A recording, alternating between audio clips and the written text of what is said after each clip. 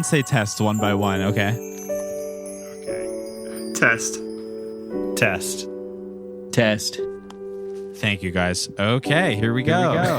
No one can slave for two masters. For either he will hate the one and love the other, or he will stick to the one and despise the other. You cannot slave for God and for riches. Welcome back to another episode of Boys Bible Study. I am Ash, and I am here with your other favorite boys, Scott. Julian.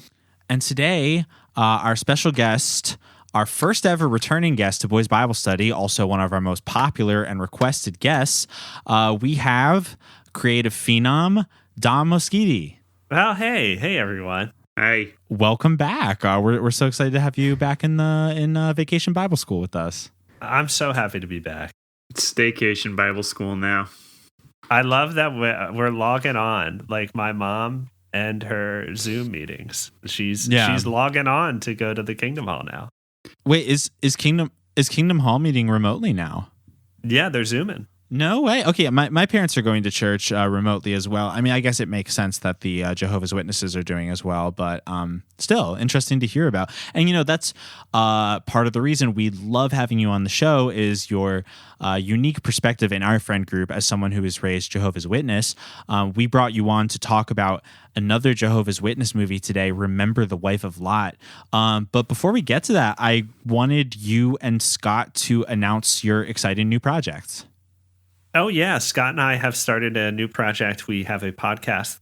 It's a show called Blank Tapes, where Scott and we collect blank tapes from thrift stores and yard sales, and we watch what's on them and we talk about it. And it's been pretty dark a little bit.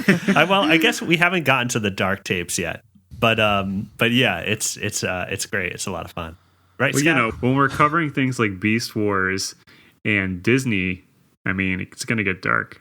On deck, we've got a tape that is titled, it's just labeled Persian Gulf War. And it's 6 hours of the night that the Persian Gulf War started. Whoa. Yeah. But George Bush appears, and he looks like a Grim Reaper. He looks so goddamn scary. But those were the good old days. Only 90s kids remember that. I true. think that, we as like a loose art collective are all really inspired by found footage and by, collecting things. I mean, everyone here collects found footage in some way.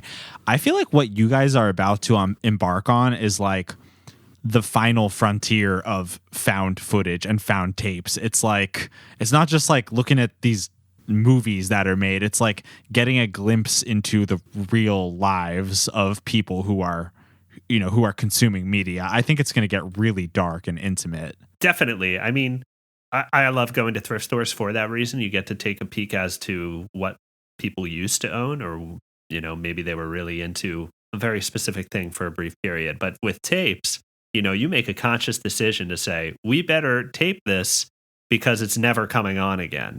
That was the idea. When tapes came along, they were like, wow, we can finally capture these things. We've been trying to capture these things coming through the TV. Yeah. We can't. Now we can. But yeah, so the things people tape, pretty interesting stuff. I have to stop myself from going at lengths about the tapes we've already found because we haven't actually covered them yet. So At first you think like, oh, yeah, I don't need to save X-Files anymore in this capacity. That wasn't a one-time thing to catch. You can easily watch it now. But I think one of the things that we've found in doing this is that it really does capture a specific time and place and like where you're located on the planet in a certain way that you can't replicate just by like pulling up X-Files on Netflix or something. Yes. definitely, the media will always reflect the audience in some way, but the advertisements, especially, are more immediate to the time, but also it shows you what these companies thought of the people at the time and how it treated them. It's very interesting. I can't wait to talk about it some more. Yeah. So exciting. I can't wait to hear what you all come up with. How can people listen to this new podcast right now? You can check out blanktapespod.com. There should be a link on there for the RSS feed, and we'll be on iTunes as well. Blank Tapes. You can also find us on Twitter and Instagram at Blank Tapes Pod. So exciting. Yes, that is the new podcast by Don Moschitti and Boys Bible Studies' own Scott. But like I was saying, you, Dom, were on our podcast in our first season as our Jehovah's Witness correspondent when we discussed the movie The Prodigal Returns, which is honestly one of my favorite movies we've watched in the run of our show so far. And the one we listened to today, or the one we watched today, Remember the Wife of Lot, is high up there too. Jehovah's Witnesses make the best movies. It's incredible what they can do. Yeah, they really do. They don't make a lot of them, but when they make them with real intent and with a real specific aesthetic. Yeah. A certifiable watchtower banger. Can we talk about the structure of this movie? Because it's very interesting. Julian, you were saying that like pretty much all movies should adapt this method from now on. Yeah, it would be great if every 30 minutes of a movie, it would give you a little recap of what you just saw and what's coming up next. I think it would certainly help me pay attention. I mean, I think audiences would like it. Yeah. With the amount of times I've watched a movie with somebody who like keeps asking questions that are clearly going to, we all have this friend. Oh God, yeah. I'm not going to name names. Is it me? My mom. Yeah, but like asking questions that are clearly going to be answered later on in the movie. I think some people would truly enjoy just being told what's going to happen in the movie. Yeah, montage. We're moving toward that as like cinema viewers. We're moving to like in the bottom of the screen as things are happening. Like it's just going to say the next plot point. I mean, all you have to do is just like wait 3 hours after a movie is released worldwide, and you'll have the entire plot on Twitter. Right. 3 hours. That's all it takes. How long's an Avengers movie? But I want it now. I haven't had any of the jw.org plots spoiled for me, which is good. They keep it locked tight. Yeah, they do. But it's the best kept secret in religion, because you can download these movies for free off the Jehovah's Witness website, and we actually watched this one on YouTube. So, gentle listeners, if you're interested in what we're talking about with Remember the Wife of Lot, check it out for yourself. Jehovah, the original, Kim.com. Yep. JW.org. Highly recommend it. Yeah. I think Jehovah's music is better than Kim.com's personally. But I've sung the songs, and I can tell you. Right. Yeah. There was one that was like, drink your water. Something about drinking the water. Oh, wait, I think I remember that one. One sec. Let me... Sorry, can you cut this so it happens faster? This is the water, and this is the well. Drink full in the sand. And his hand. The horse is the white of the eyes, and dark within. This is the water, and this is the well. Drink full, and his hand. The horse is the white of the eyes, and dark within.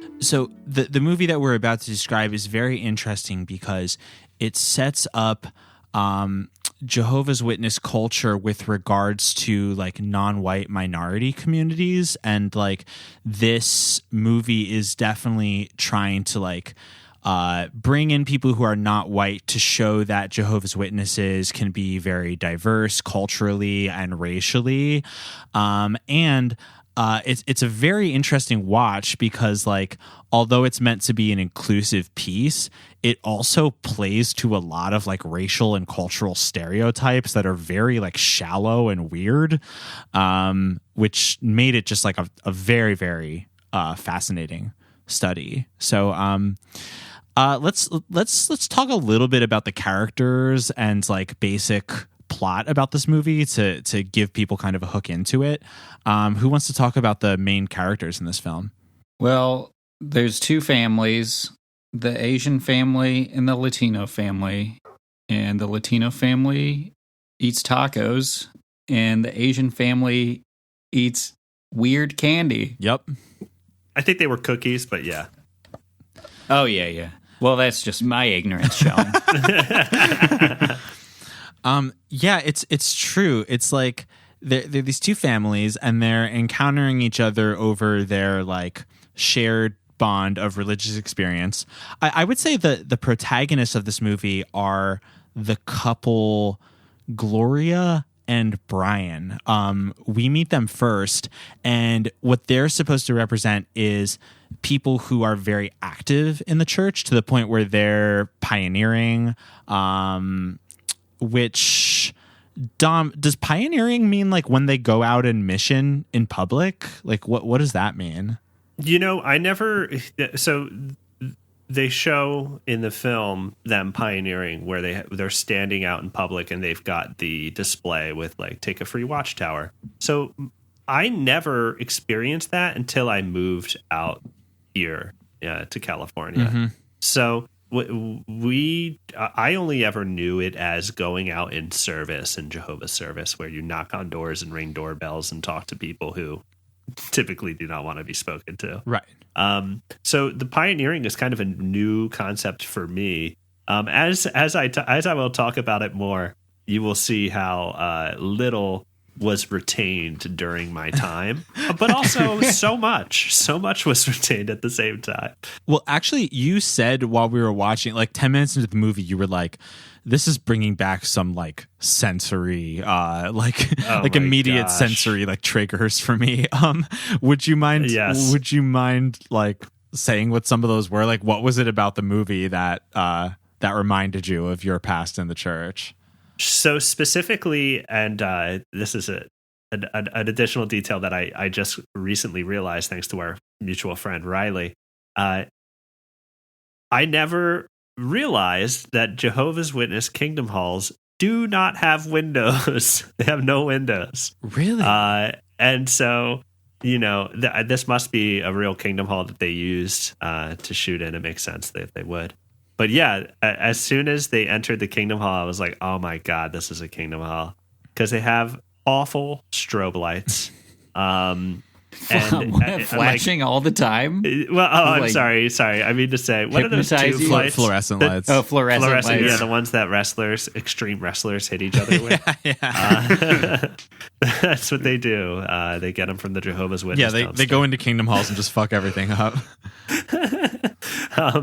So yeah, they have those awful lights, and so the scene in particular is the Latino family is coming into the Kingdom Hall for the first time, and so they're meeting people. And I remember that as you walk into the Kingdom Hall, like you have to shake a bunch of hands, and then you sit down, and immediately they start talking to you, and they start. Well, first you sing a song. And then someone starts talking, and he tells you to open your Bible to, Matthew 23:6 or something. And that scene where they all started opening their Bible, I remember like being engaged to that point. And then as soon as everyone opened their Bible, I got hit with the smell of a Bible, which is so specifically stale. Yep. Which is the entire smell of a Kingdom Hall. And then I'm very sensitive to smell. And then I remember like I had the same like neurological trigger where he was like, open your books to Matthew 23:6, and everyone's opening their books, and I could feel myself like opening my book and being completely disinterested, like a switch going off. Like I would try to be a good little Jehovah's Witness and be like, I gotta learn this stuff. I gotta read the book. Yeah. But as soon as it got to that point, like my brain could not retain anything. Like it was just so boring and disinteresting for me. So I had both the smell and the neurological switch of just like, oh, I'm just not interested, or I'm just exhausted, I can't retain this. Your body just went into full like out of body disassociative mode. Just at the sight, the sympathetic like sight of other people opening their Bibles in a depiction of a Kingdom Hall. Time to vividly daydream about playing Sega Genesis. Can you explain the concept of the memorial as it relates to Jehovah's Witnesses? There is some kind of sermon given about Christ, and then wafers and wine are passed throughout the entire Kingdom Hall. So 1 plate of crackers, 1 glass of wine, the body of Christ, the blood of Christ. And so go into heaven. Here's the deal. Jehovah's Witness, you're in, you're a JW, boom, got good news for you. You're already going to paradise. Yeah. Paradise after Earth is destroyed by Jehovah, it's coming back, and it's going to be only good. He's going to destroy Earth? Is that? Well, yeah. That's part of Christianity too. He's going to conduct Battlefield Earth, where he wages war on everyone he doesn't like, and then after that, it will be a new paradise reborn onto Earth, where everyone's happy and living and everything is good. But 144,000 people to ever exist will ascend into heaven, and they'll be up there with Jehovah. And so if the wine and the bread or the body and the blood are coming to you, and you think, I could, I feel like my ticket's pretty good, I've done everything I need to do, I think I'm going. You take a sip, you take a bite, and you let everyone know how you feel. The odds are not in your favor. No. I don't really understand why you would do that. You got to weigh those odds against your love of Flag Day. Yes. Are you willing to give up Flag Day to forever? 0.000 however many zeros 1% of all. Is it just Jehovah's Witnesses, or is it like all people on Earth? Like a random dude could just be one of these 144,000? No, it's got to be JWs. You could be a random dude who ends up in paradise if you're really nice. Maybe. If you just so happen, coincidentally, to live your life in accordance to Jehovah without even realizing. Like if you really hate work. Yeah. Yeah, if you really hate work and I like my odds. And you remember the wife of Lot, then you've got a pretty good chance. Now, I asked that question to my mom one time. I was like, what about people who, there aren't Jehovah's Witnesses around? Where are they? What's going to happen to them? And I think my mom gave me the answer of, yeah, they'll be good. Sure. You know what I just realized? When I was looking up this movie on YouTube, since I knew it was on YouTube, the first version that popped up was underneath the channel JW Videos, but all of the videos were only in 144p.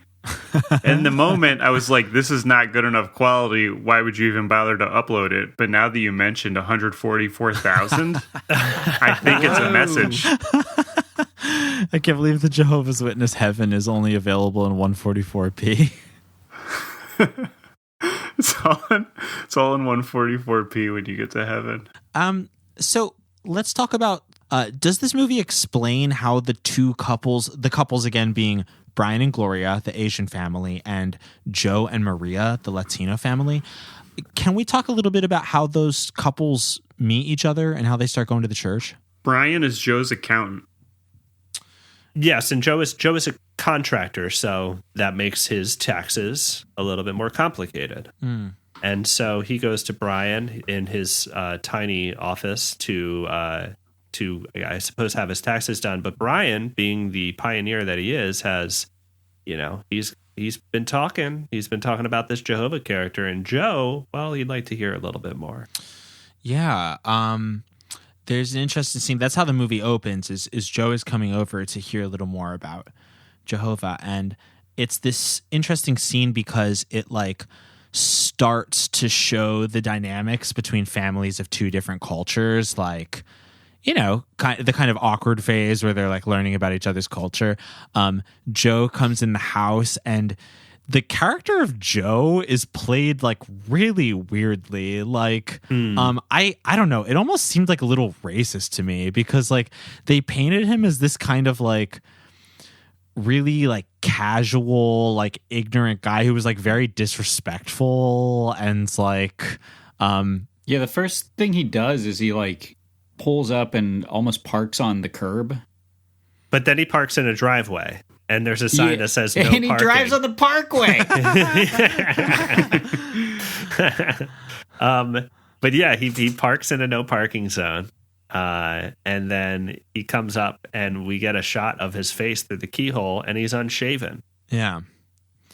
And Sickening. And he's identified as a strange man entering the apartment building. Yeah. Brian and Gloria's daughters are like, Daddy, there's a strange man entering our building, which is like ostensibly it's an apartment building with like many families and people living here. But what's that?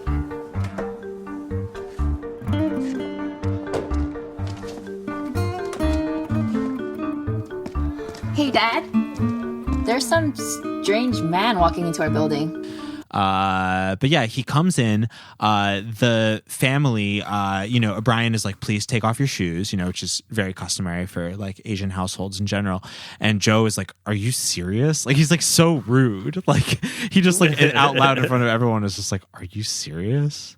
And Brian takes him into his little like closet office to, give him a Bible and some Jehovah's Witness reading materials and sends him on his way. The Jehovah's Witness reading material is supposed to prime the pump. It's supposed to get you to go, hey, it ain't all so complicated, is it? Yeah. Can one of you talk about like the character of Gloria and the situation she's going in with her like parents and with her family? Yeah, so the wife, so Gloria is starting to think about the futures of her daughters, thanks to her mom putting pressure on her to have even more than she has already. And her mother's line of thinking is that I had it so hard and now you don't.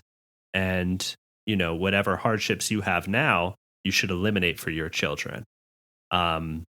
But done in a very, a bit more of a materialistic perspective that the mother has. You waste time on God doing that pioneering thing.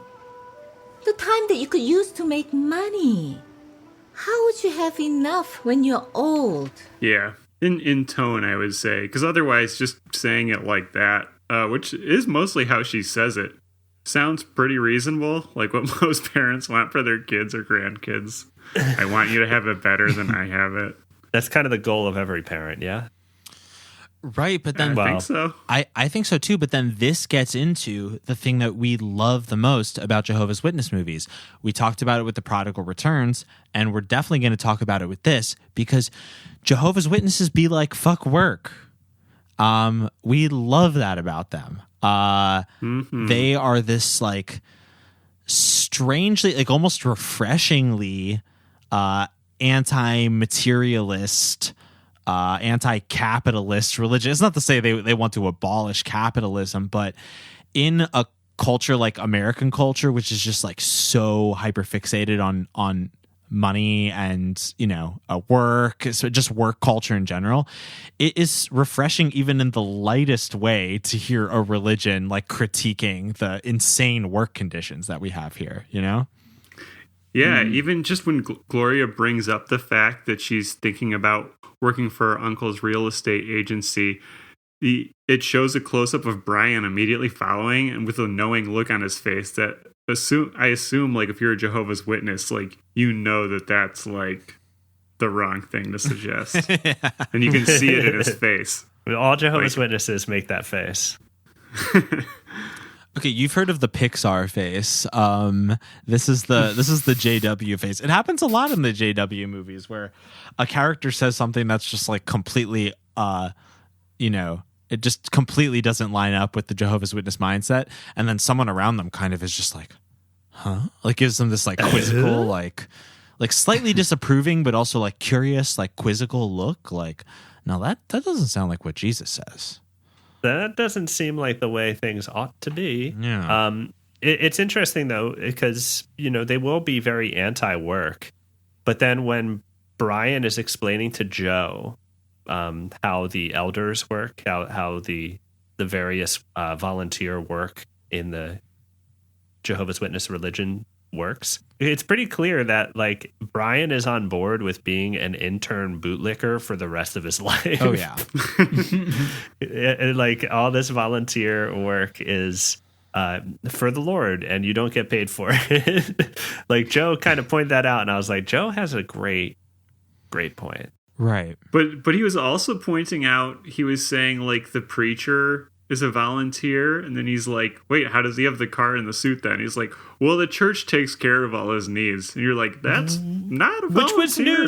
Which was news to me. Yeah. Like, oh, so there's a paid internship for the people at the top, the elders, the people who get to say who can be in the religion and who can't. They have that power, and they get a sword. No, I just made that last part up. Nice. Maybe they don't do that anymore, but they definitely used to. Used to. Yeah, so we're starting to set up the conflict of the movie, which is the time-old Jehovah's Witness tale of trying to struggle with the materialism of culture and reconciling that with the very anti-materialist Jehovah's Witness beliefs. Over and over again, we hear two pieces of information from the Bible. One is that no man can serve two masters, which is a commonly used proverb to mean that, you can't serve both God and money. Those things necessarily contradict each other. That story comes up, and then they also talk about it's like that Bible verse of like, how God provides for the sparrows, like, don't worry. Basically it's, I can't remember it exactly, but it basically says like, the Lord will provide you with everything you need. Like, don't worry about tomorrow because God is taking care of it for you. Like, if the movie basically says there is no reason to plan for the future, especially with your finances, because like God is going to take care of everything for you. Which is a funny thing to believe if you're an accountant, which is what Brian's job is. Right. It really strikes me that Brian would involve himself so deeply in the role of finance and government by choice. I mean, maybe he had this job and then he became a Jehovah's Witness, but it just doesn't seem, I didn't know anyone in the Jehovah's Witness religion that made money that way. They're all usually contractors or plumbers, in my experience. I guess I just don't know too much about the other people who were there. I just know a handful now that I say it out loud. Anyway. So you got to be like your own boss, basically, to do this thing. But like a boss for God, a God boss. Well, actually, like Julian or someone, could you talk about that? Because there is this interesting thing where it's like, there's this dynamic where like Joe is a contractor, and I don't know. I don't know if you wanted to like elaborate a little more about like the way that this movie kind of handles like the economic realities of people. Yeah. So the husband, Brian, was that his name? Yeah. He just, the way they depict his accounting is that he tells his wife while she's making dinner that he's going to go work on the budget. And that's really all we hear about him being an accountant. Yeah. And then, like less than 5 minutes later, he says he invited a client over to go over their finances. And we never actually see any bookkeeping or anything. So I mean, I guess he just works with, people who are independent contractors. Maybe helps them get write-offs. I mean, let's be honest. Let's just say what we're all thinking. That room is the budget room is the jerk off room. Oh, absolutely. Hey, I mean, every home needs one. A man's jerk off room is his castle, they say. Well, especially with the family, the family's like, that's the room where the budget is. We're not going in there. Right. Oh God, no. And it's built with an EMF protective lining, so God can't see you in there. God hated that he let us invent that. Yeah. Yeah. He knew we would get there eventually. He was concerned, but 5G now. 5G. He's mad about 5G. Anyway. yeah, God didn't see that one coming. That's the devil's work. He was happy with 3G. Any more than that, I mean, Right. it's the Trinity. This is the Trinity. Anything more than that is the devil's playground. Speaking of sin, I didn't realize that I already knew this story. Y'all were talking to me saying, we got to do Remember the Wife of Lot. And I said, okay, yeah, that sounds great. And then I, also thought, what is that Bible story? But I actually knew it. This is one of the few Bible stories I knew. But all I knew about it was that a city was being destroyed by God, and people were fleeing, and they were told not to look back at the city being destroyed. And one of them did, the wife of Lot, and she turned into a pillar of salt. Yes. It was Sodom and Gomorrah, wasn't it? Yes, It was Sodom Yep. specifically. What was it, Gomorrah too? I don't know. I think it's kind of like a Kansas City, Missouri / Kansas thing. I thought it was more of a St. Paul, Minnesota or Minneapolis kind of thing, Oh, yeah, Twin Cities thing. Yeah. Yeah. Yeah, so I thought it was kind of like that, But it sounded like Sodom, like they had a good time in Sodom. Some fun stuff was going on there. Right. I mean, the nightlife was unparalleled, but yeah. They didn't have the EMF liners yet at that point, so God got pretty mad. Right. But no, that's a good point, Dom. The wife of Lot story. I mean, it's right there in the title of the movie, so they're going to tie it in some way. But she gets dead at some point. right, and we're often focusing on Gloria. The movie, I would say, treats her as the protagonist the most, even though Brian is also heavily featured. But Gloria, she's definitely getting set up to be the wife of Lot, because we're starting to see these overwhelming contradictions between what her parents are teaching her, and I mean, she's an adult, but I mean her adult parents, the grandparents of her children, are dissatisfied with the fact that she's a Jehovah's Witness. It was Gloria revealed that at first her parents were pretty upset when she converted religions, and one thing they don't like about Jehovah's Witness is that it's not permitting Gloria to strive for material success the way they would like. As one of you guys were saying earlier, Gloria's mom, she says she was very poor when she was young, and she worked really hard to set her family up for success. And she is, she doesn't like the fact that Gloria isn't trying to be as rich as possible. And she also raises the point that, like, other people in the family are looking down on you because you don't have the nicest apartment or the nicest things. So Yeah, fuck them. yeah, well, first of all, haters are my motivation. I have to be honest, I kind of look down on Julian for this. I feel like he could have a better apartment. Yeah. If I just applied myself. So, I'm out of the car this episode. That's true. I'm no longer recording in the garage. You're literally moving in the on shared apartment building garage. But yeah, it's interesting because, like, the wife Gloria in this film, she's definitely being set up to be the wife of Lot. But in the first part of the movie, we see her, like, basically completely oscillate her worldview depending on who's talking to her. Like, when her parents are talking to her, she's like, why are you so interested in money? Like, Jehovah will provide for us. But at the same time, her parents are, like, poisoning her mind. And then when she talks to her family, like, they come back from the church service which is all about the wife of Lot, of course. And then on the way home from the service, she keeps being like, well, I don't know if that story was really that true. I mean, maybe we should work hard, She was like, yeah, you can definitely serve two masters. You know, I really enjoyed Brother Williams' talk today. The part where he said, you cannot slave for two masters. You cannot serve God and riches. I really like that.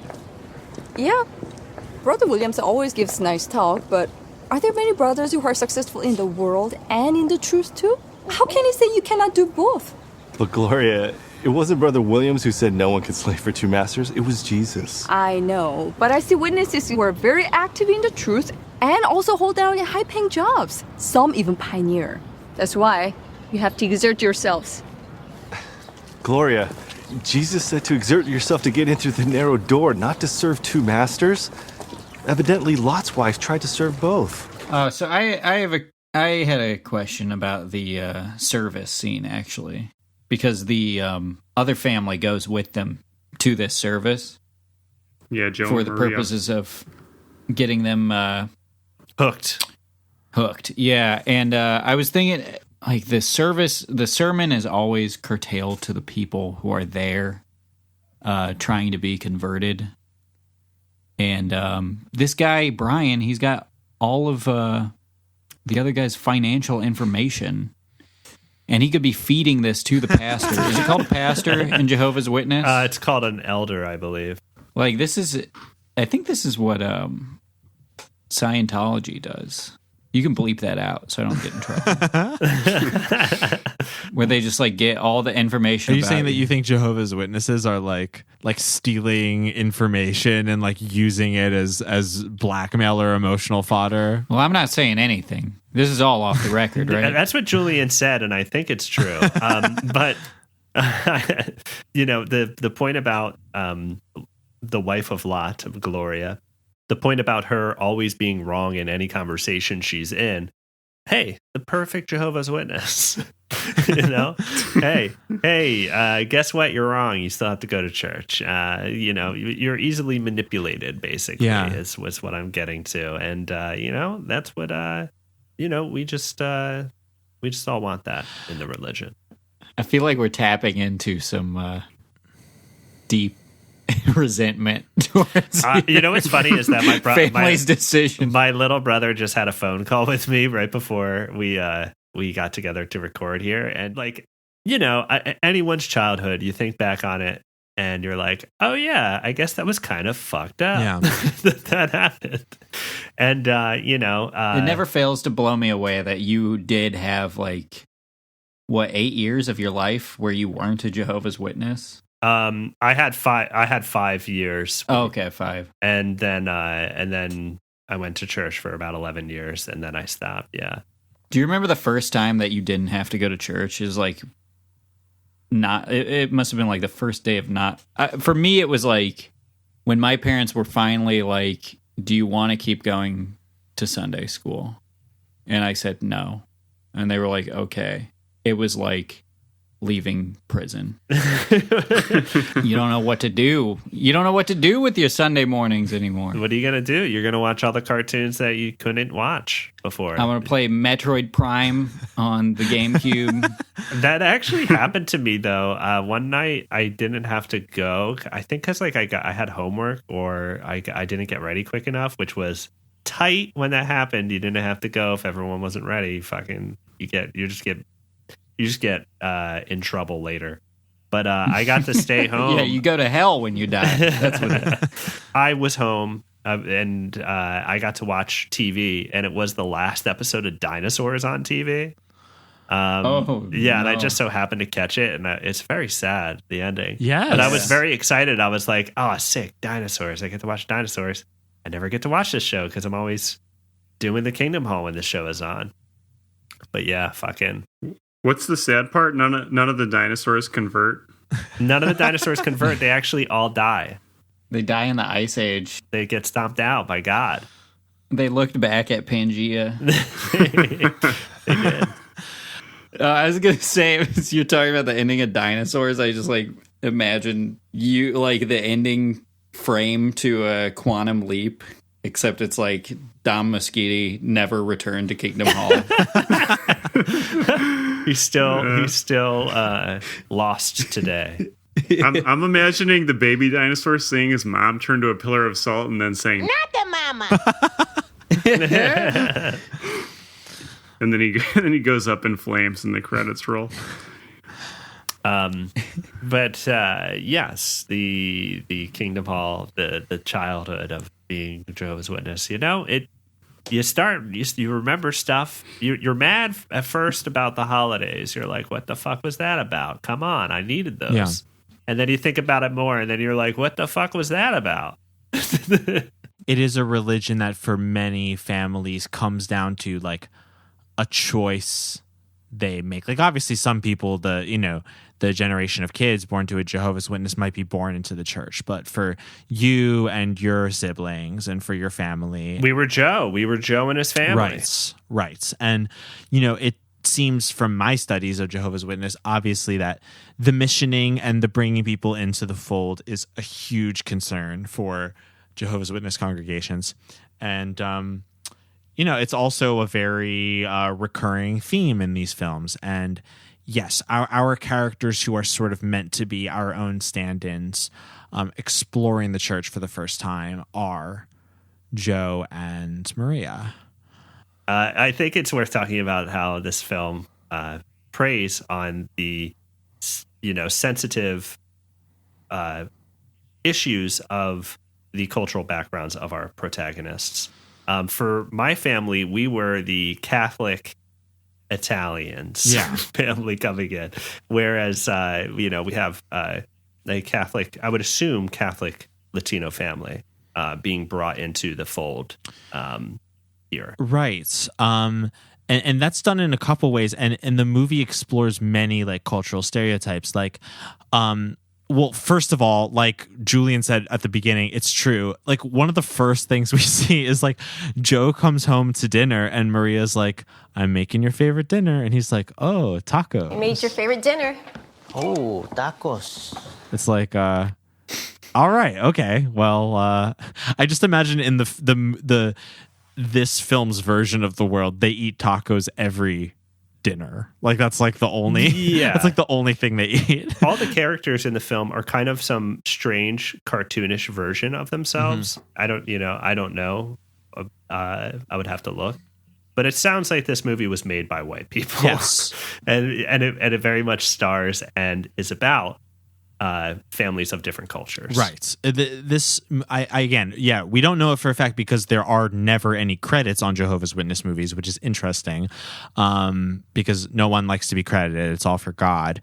But I completely agree. This film has such a very like shallow view of race and culture that it screams like it's people who don't actually understand the cultures who are trying to write these characters.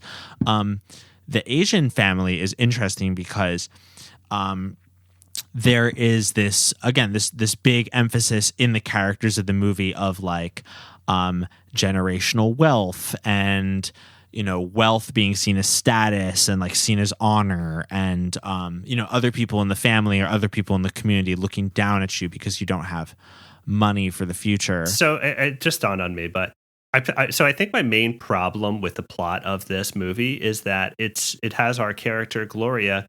She's in a way losing the faith because she's starting to question, well, why can't we have nicer things? Why couldn't my kids have nicer things? And so she begins to lose the faith and she resorts back to like crazy Asian mom stereotype where it's like, you got to marry somebody who's rich and Asian. You just have to. Yep. Whatever. Screaming at her about the shoes. Yeah. She can't reuse the shoes. And so I think that's like really wrong, obviously. It's like, oh, if you're not devoted Jehovah's Witness, you might just revert back to your stereotypical bad self. That's the dilemma that the film has created for our protagonist. And it's like, oh, okay, so if I'm not a Jehovah's Witness, I'm just like some racist version of a person. Yes, actually, Dom, I'm so happy you said that because it reminded me of a quote that really stuck out at me toward the beginning of the film that this is my third time watching this movie, which is crazy on itself, but I'd never really noticed this before. There's a part in the beginning of the film where Joe says to Brian, when Joe is getting introduced to the church, like, Joe lost his job and he's like really angry and he's like, I'm filled with all this rage. And Brian is essentially like, you got to chill out, man. Like Jehovah, I actually wrote this down. He said Jehovah helps you to put on a new personality. And also to get our emotions under control. I can't help it, man. I was born angry. Joe, you're going to learn that the Bible tells us that we have to make our minds over. We have to put on the new personality. New personality. I can't be somebody I'm not, man. I understand. I tell you what, why don't we talk about this some more? That's more in line with the Jehovah's Witness beliefs. Like Brian believes that like Joe's anger is like a sign of a lack of inner peace and could be solved by being immersed in the teachings of the church. But also it's like saying that Joe is angry because he's a male, right? Latino. I think so too. Like that's honestly, I think it's just coming out as we're having this discussion, but like that is just so apparent to me. It's because like when he's around Jehovah's Witness, he's very standoffish. Yes. And he won't even take his shoes off when he got mad about it. He was like, you kidding me? Yes. And then he like kind of just tosses them on the shoe rack. Yeah, it fell off. It like bounced off and he had to catch it. It was a good take, you know.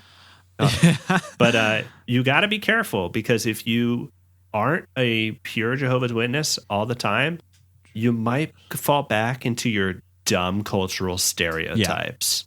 Like, and that's just so disgusting to be telling your people. Yeah, completely. And it's even weirder in the subtext of this movie, which is absolutely supposed to be like a way to mission to non-white people. And it sort of is like trying to pander to that, but at the same time is pretty incompetent and reveals some of the gross attitudes of the church, maybe itself, or certainly of the people who made it. All right, so we have just discussed part 1 of Remember the Wife of Lot, a Jehovah's Witness film with our very special guest, Dom Moschitti. Dom, thanks for joining us for this. Thank you. Thank you for having me. I've realized all types of things about myself. It's fun to like have you as a we take you back into the repressed memories of your childhood so that we can have an insight into the Jehovah's Witness faith. So I appreciate you bearing your soul to us like that. Smelling Bibles again for us. Oh gosh. We are going to continue discussing the rest of this movie exclusively on our Patreon. Check out patreon.com/boysbiblestudy. If you subscribe at the $5 tier or higher, you'll get to hear the rest of our discussion about Remember the Wife of Lot with our special guest, Dom. But before we go for this free episode, can you and Scott once again talk about Blank Tapes and how we can listen to that right away? Yeah, for sure. Blank Tapes. It's a new podcast that Scott and I are doing. I'm very excited about it. Scott and I have been collecting tapes. Scott a lot more than I have, but I really got into looking for blank tapes, things that people recorded off of their TVs and, kept for a later date. I love to find what's on those. And Scott had a shared interest. He already had a collection of blank tapes that he already found. So we got together, we made the show Blank Tapes, and we are reviewing these tapes. First episode, Lucas on TV. That's what the tape was labeled. You're going to have to listen to find out more. And yes, Lucas is on TV. Isn't that right, Scott? Oh, yeah. And his parents are happy? Mortified? You're going to have to listen to find out. You're going to have to listen to find out. We also review Beast Wars. 4 hours of Beast Wars taped off of television. So there's all types of stuff like that. And who knows what deep, dark places this podcast will go. But you'll have to tune in to follow us. You can check us out on Twitter and Instagram at BlankTapesPod. You can also go to blanktapespod.com. And that's where you can find links to download the show and the RSS feed. I love it. I'm so excited to dig into that new show. Congrats, you guys, on the new project dropping. Thank you. For Boys Bible Study, you can subscribe to our public feed at boysbiblestudy.com. We already talked about our Patreon, where you can hear the rest of our discussion of this film. And I wanted to remind you that our outro theme is called Oh My God by the pop artist Mary. Stream Mary on Bandcamp and Spotify. And if you want the review of Remember the Wife of Lot, you're going to have to subscribe to the Patreon. You're going to have to. We're not going to give it to you on the free one. You know, when the collection disc comes around, it's not a suggestion. Right. Quit your job. Yeah. Quit your job. Listen to our pod full time. And give the rest of your money to us. And, peace might be with you now, but even more peace comes to those who subscribe to the Patreon, we will say. Peace may be with you now. Who knows what tomorrow will bring? That's all we're going to say. All right. From our guest Dom and from your favorite boys, Ash, Scott, and Julian, we want to say peace be with you. And with you. Forgive me, Father, for I have sinned. I feel your love in me, it's coming from within. Oh my God, my devotion is so unwavering. Divine emotions when you enter me. Every day you take